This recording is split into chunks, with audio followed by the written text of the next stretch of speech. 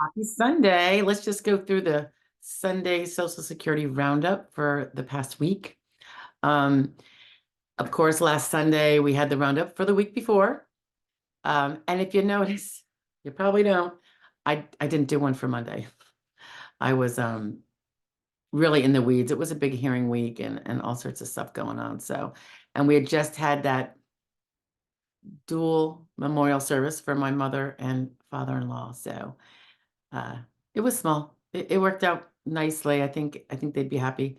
Um, but that was on Sunday, and I guess I just wasn't up to speed by Monday. I don't know. But anyway, so the 30th, which was a Tuesday, April 30th, it was about disabled adult child, DAC, and the exceptions to the marriage ban. And I thought it was important to put it out there because we always talk about the marriage ban. And it sounds, it is somewhat onerous for DAC folks, but there are more exceptions than we usually typically discuss. People typically say, oh, you have to marry another DAC person. That's not entirely how it works. So there is other exceptions. So I wanted to point that out. And it was a viewer who brought it to my attention. Speaking of viewers, I want to give a big shout out to Laura W. I won't say anything more than that. I believe Laura was a viewer, and then we ended up working together on a consultation for something that she wanted to discuss, and that was a week or two ago. And Laura, we ended up talking a little bit about faith. I know we're all different. This is not a faith talk per se, but Laura ended up sending me a gift of a beautiful Bible, study Bible. And we were talking about how I'm trying to get a little more educated and in tune. Anyway, Laura, thank you so much. I look at it every day. I don't get a lot of reading done, but I try to do a page a day. And I just love it. And I appreciate it so much. It's beautiful. And your sentiment was beautiful. Thank you for the note that came along with it. And if I can pay it forward, I certainly will. Anyway, thank you, Laura. And I hope to talk to you soon. Anyway, okay. That was very warming to my heart. Okay, so on May 1st, going back to it, tip number 2, and this is tip number 2 versus tip number 1, and it's about the work history report and how to address this one is about the job description page that you'll have to fill out, and the section in there about total hours per day of each work task. Super, super important. On May 2nd, we had, and what day is that? Thursday. Yeah, that was a big day. Hearings. But that particular video was when you have just one and when your back benefits are held up a really long time and you don't know what's going on. So take a look-see at that if that's something that's going on with you. May 3rd, which is Friday, our typical fraud law review. It was a New York 70-year-old lady who had been indicted for misusing a social security number, including other acts like bank fraud. 70-year-old, yeah. Kind of sad. Okay, so Saturday, what came out Saturday? Oh, Saturday. Yeah, it was a real life in time overpayment hearing I had that I shared about the bizarre adjournment of that hearing right before, very shortly before it was about to start. And the reasons might be good. The stress on the client is not good, but that's a little discussion on when those things might be adjourned. In this particular case, it was an overpayment hearing. It's not unusual, I think, for those to be adjourned. In this case, it might be canceled. We'll find out, but that was on May 4th. We shared that. So that's it, guys. I think that's the entire week. I hope to see you next week and have a great Sunday if I don't. All right. Thanks. Bye now.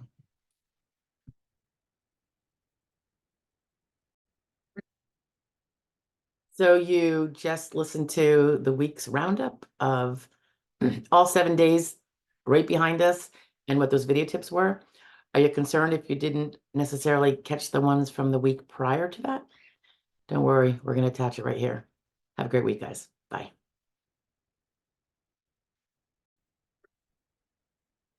Happy Sunday, guys. I hope everyone had a great weekend and continues to enjoy their Sunday.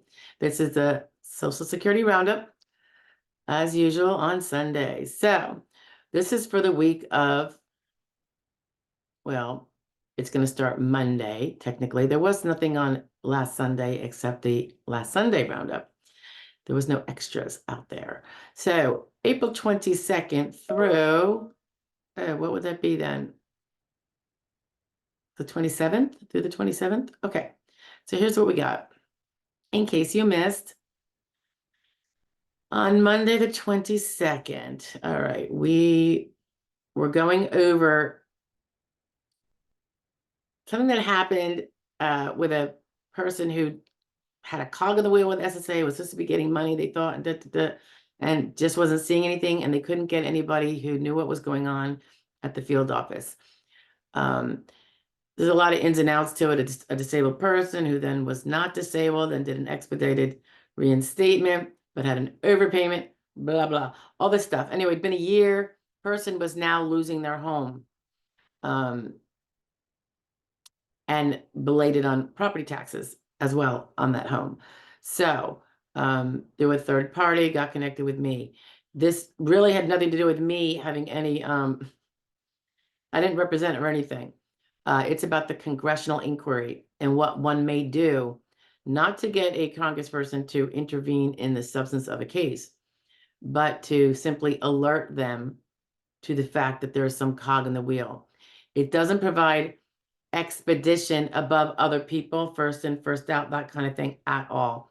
It's only in this instance, and generally speaking, if there's a cog in the wheel and there's just no one there at SSA, they can get someone to look at it in terms of making sure that someone else is responsible. Doesn't mean they're going to, anyway, generally speaking, when it happens, because it's always been a cog in the wheel and not something of substance, these things work out super well. So I give the details on what we did with this person, and I think what the first response was from the congressperson. And that was that on April 22nd. I can't believe that was Monday already. Seems like yesterday. Okay, the 23rd.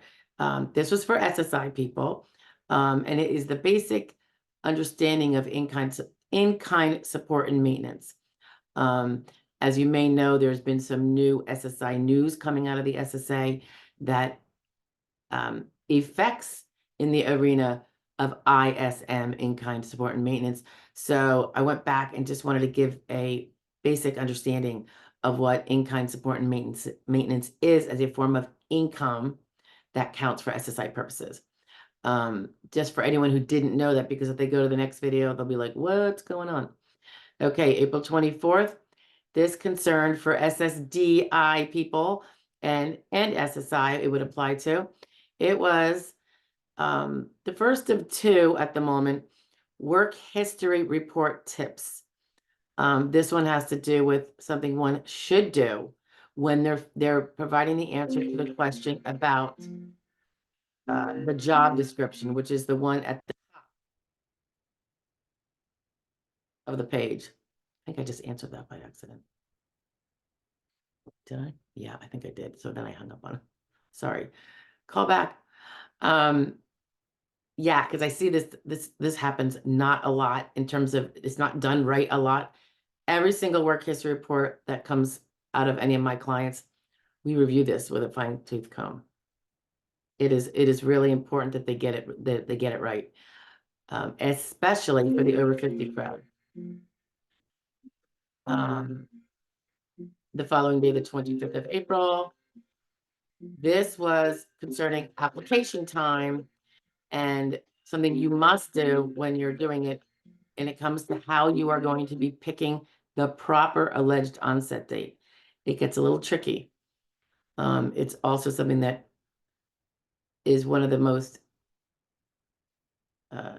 intricate inquiries we engage in when we first take on a case.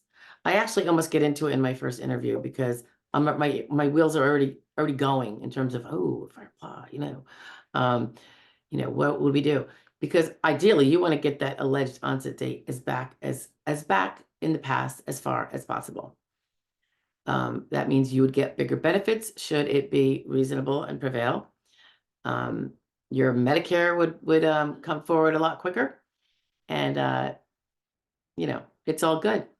So we try to do that, and I give some pointers there on what we look at, and I think I gave an example. Friday, of course, that was the 26th, the Friday fraud law review, and this was terrible.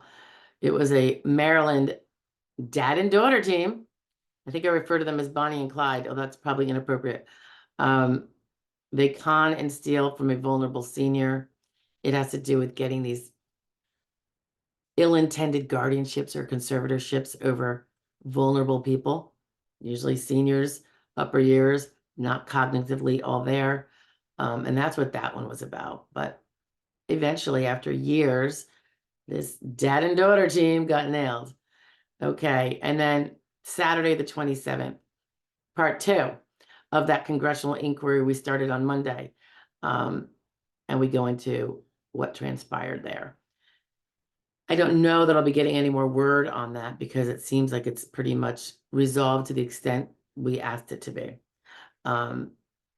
Okay, that's it, guys. That was our week.